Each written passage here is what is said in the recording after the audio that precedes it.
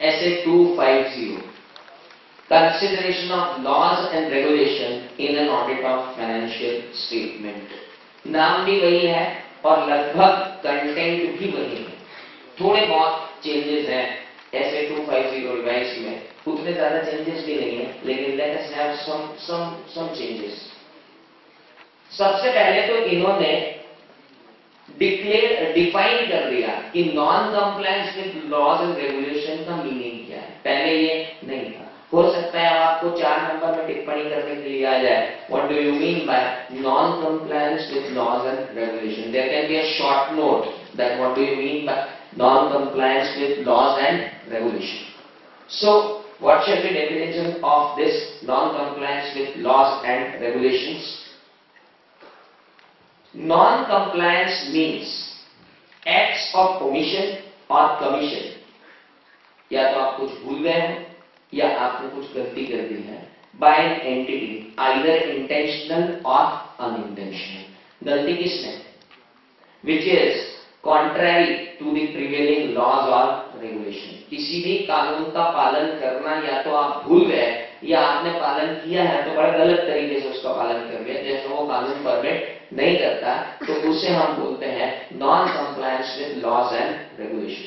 ये तो हमने जब SA250 पढ़ा था तभी क्लियर कर लिया था कि लॉज एंड रेगुलेशन किस तरीके से फाइनेंशियल स्टेटमेंट और ऑडिटर को इफेक्ट करते हैं। एक लॉज रेगुलेशन वो होते हैं जो गोइंग कंसर्न को अफेक्ट करते हैं, दूसरे लॉज रेगुलेशन वो होते हैं जो फाइनेंशियल स्टेटमेंट के फिगर्स को अफेक्ट करते हैं, तीसरे लॉज रेगुलेशन वो होते हैं जो सिर्फ पेनल्टी के तौर पर लग सकते हैं। और फिर बहुत लंबी प्रोसीजर देखेंगे कि ऑडिट प्रोसीजर्स क्या लगेंगे। तो सबसे पहले हम रिप्रेजेंटेशन बाय मैनेजमेंट लेंगे कि मैनेजमेंट पहले तो तुम बताओ कि तुम्हारे ऊपर कौन कौन से लॉज एंड रेगुलेशन लगते हैं, उसकी एक एग्जॉस्टिव लिस्ट दो, उसके बाद हम आगे बढ़ेंगे एंड ऑल दैट। वो जितनी चीजें अपने SA250 में पढ़ी है सेम एज इट इज वहां पर है विद सम कॉस्मेटिक चेंजेस। कोई बहुत आमूलचूल परिवर्तन हुए भी नहीं है, थोड़े बहुत परिवर्तन है जिनको हमको देखना है। नाउ ऑडिटर की ड्यूटी क्या है relating to non-compliance with laws and regulation।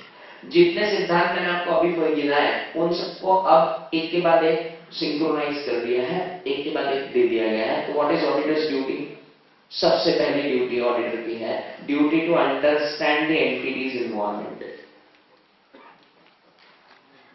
आपको पहले नॉलेज ऑफ क्लाइंट्स बिजनेस लेना पड़ेगा। आजकल नॉलेज ऑफ क्लाइंट बिजनेस का नाम बदल गया है और क्या हो गया है?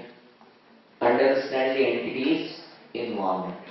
So understanding the entity and entities involvement, वो जब आप अंडरस्टैंड करोगे तो that is the first duty. तभी आपको पता चलेगा कि कौन कौन से लॉज और कौन कौन से रेगुलेशंस इस एंटिटी पर एप्लीकेबल होते हैं। दूसरा, duty to obtain sufficient appropriate audit evidence about the compliance of laws and regulation. हम सब जब ऑडिट पर जाते हैं, ब्रैकेट में कभी लग जाते हैं, तो वहां पर हम ऑडिट में जाकर देखते हैं कि अगर इनकम टैक्स का चालान है वो प्रॉपर जमा हुआ है नहीं, एडवांस टैक्स का चालान प्रॉपर जमा हुआ नहीं, पीएफ का चालान प्रॉपर जमा हुआ नहीं, टीडीएस का रिटर्न प्रॉपर जमा हुआ नहीं, एक्साइज का रिटर्न प्रॉपर जमा हुआ नहीं, सेंडमेंट क्रेडिट प्रॉपरली ली गई है नहीं ली गई, जितने फिगर्स फाइनेंशियल स्टेटमेंट को अफेक्ट करते हैं उनके बारे में तो हम ऑडिट एविडेंस लेते ही। वही ऑडिट एविडेंस लेने की बात कर रहा है। Duty to obtain sufficient and appropriate audit evidence regarding the compliance with laws and regulations. So that is there, वो तो हमको लेना ही।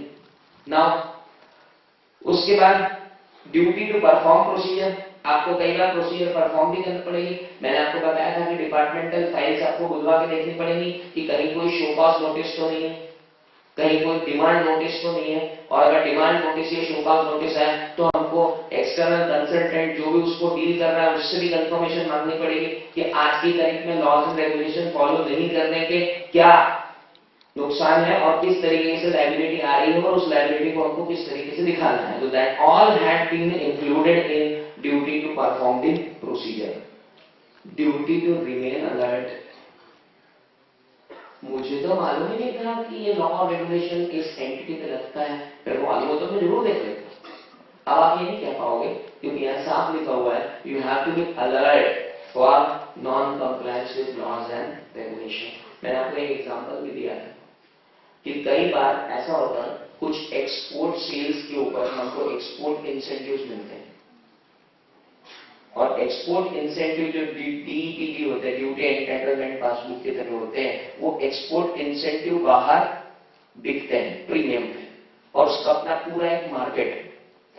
एक एंटिटी ने एक्सपोर्ट कर दिया, एक्सपोर्ट एंटाइटलमेंट ले लिए, और उन एक्सपोर्ट एंटाइटलमेंट को क्या कर दिया, मार्केट में सेल कर दिया। अब जहां तक एक्सपोर्ट सेल थी वो तो अकाउंट फॉर हो गई, लेकिन एक्सपोर्ट एंटाइटलमेंट लिया उसकी कोई एंट्री नहीं है, और एक्सपोर्ट एंटाइटलमेंट ऊपर के ऊपर बेच दिया उसकी कोई एंट्री नहीं है, और वो पूरा पैसा डायरेक्टर्स के पर्सनल अकाउंट में आ गया, उसकी कोई एंट्री नहीं। ऑडिटर पर एक्सपोर्ट सेल हुई तो तेरे दिमाग में ये क्वेश्चन नहीं आया कि एक्सपोर्ट इंसेंटिव लिया कि नहीं लिया? ये आया तो था, पर मैंने देखा कि नहीं है तो मैंने सोचा नहीं होगा। तो भैया वहां बोला गया है कि अलर्ट रहना, तो अलर्ट रहने का मतलब क्या, जागते तो रहा, तो जाके क्या कर लेता, मैनेजमेंट से रिप्रेजेंटेशन लेता कि हमने कोई एक्सपोर्ट एंटाइटलमेंट अवेल नहीं किया है, वी आर डिक्लेयरिंग दिस, बस एक कागज की तो जरूरत थी। अरे वो नहीं लिया, हाँ तो बच गए, सॉल्व, फ्रॉड पकड़ ही नहीं पाया, और तो मैं कैसे पकड़ता, पकड़ना था, आप अलर्ट ही नहीं रहे, तो अलर्ट रहना आपकी ड्यूटी, वो ड्यूटी टू रिमेन अलर्ट। आपको हर पॉसिबल मिस स्टेटमेंट के लिए अलर्ट तो रहना पड़ेगा। सत्यम के बाद तो हमारी सबकी स्टेट दांव पे लगी हुई है, और ये it is very important duty to remain alert. ये सबसे पहले लेना चाहिए, मैंने कहा ये ड्यूटी सबसे ऊपर आनी चाहिए, जो सबसे आखिरी में लिखी है, duty to obtain representation by management. और अब ये जो रिप्रेजेंटेशन बाय मैनेजमेंट, इस बेचारे का भी नाम चेंज हो गया, अभी आगे आएगा, मैं बताऊंगा कि उसका नाम क्या चेंज हुआ, इतना बैठा, पर अभी यहां पर है duty to obtain representation by management. Representation by management की बहुत ही क्लास लेवल का लेने के लिए बोला गया है। आप अगर पढ़ेंगे तो उसमें आपको मिलेगा कि रिप्रेजेंटेशन बाय मैनेजमेंट जो लेना है वो भी इतना एग्जॉस्टिव लेना है कि मैनेजमेंट डिक्लेयर करेगा to the best of our knowledge and belief following are the only laws and regulation applicable to our entity, ताकि कल से हमारे ऊपर कोई बोले कि क्या ये लॉ रेगुलेशन, हम मैनेजमेंट को ही नहीं मालूम है कि ये लॉ रेगुलेशन लगता है, तो मैं कहां से लाऊंगा, इसलिए पहले ही ले लो भैया तुम्हारे ऊपर कौन कौन से लॉ एंड रेगुलेशन लगते हैं, उसकी एग्जॉस्टिव लिस्ट दे दो, दे दी गई। दूसरा, मैनेजमेंट ये डिक्लेयर करो कि तुम्हारी जानकारी में कोई लॉज एंड रेगुलेशन ऐसा तो नहीं है जो लॉज एंड रेगुलेशन का कंप्लायंस नहीं हुआ। मैनेजमेंट अभी लिख के दे देते नहीं, तुम लिख के दे रहे हो उसका मतलब नहीं, उसमें ये भी लिखो कि तुम्हारे पास, तुम क्या ये सोचते हो कि तुम्हारे इंटरनल कंट्रोल्स इतने मजबूत हैं कि वो नॉन कंप्लायंस को पकड़ लेंगे। मैनेजमेंट से ही तो बोलते हैं कि तुम ये प्रूव कर दो कि तुम्हारे पास नॉन कंप्लायंस अभी तक हुआ तो तुम पकड़ लोगे। मैनेजमेंट बोल रहा है इसके लिए क्या, आप अगर ऑडिट पे जाते तो आपने देखा होगा एक स्टैट्यूटरी कैलेंडर बना हुआ होता है, और स्टैट्यूटरी कैलेंडर में सारी डेट्स बनी हुई होती हैं कि इस डेट पे ये डिपॉजिट, इस डेट पे ये डिपॉजिट, और हर बार जो मैनेजमेंट को एमआईएस जाती है उस एमआईएस के अंदर ये लिखा होता है कि ये सारी चीजें हो गई, तो मैनेजमेंट को पूरा ध्यान रहता है कि क्या हुआ। फिर लीगल डिपार्टमेंट की जो एमआईएस जाती है उसमें ये होता है कि हमारे केसेस का स्टेटस 1 अप्रैल को क्या था और हमारे केसेस का स्टेटस 30 जून को क्या है, और इस स्टेटस में कोई चेंज आया तो क्यों आया और नहीं आया तो क्यों नहीं आया। अगर आपने ऐसी एमआईएस डेवलप कर रखी है तो ऑडिटर बिल्कुल सेटिस्फाई हो जाएगा कि आप जो कह रहे हो कि हाँ हमारे इंटरनल कंट्रोल बढ़िया है non compliance with laws and regulation को लेके, ठीक है, हम भी मान लेंगे कि आप लॉज एंड रेगुलेशन को कंप्लाई कर रहे हो, कोई दिक्कत नहीं।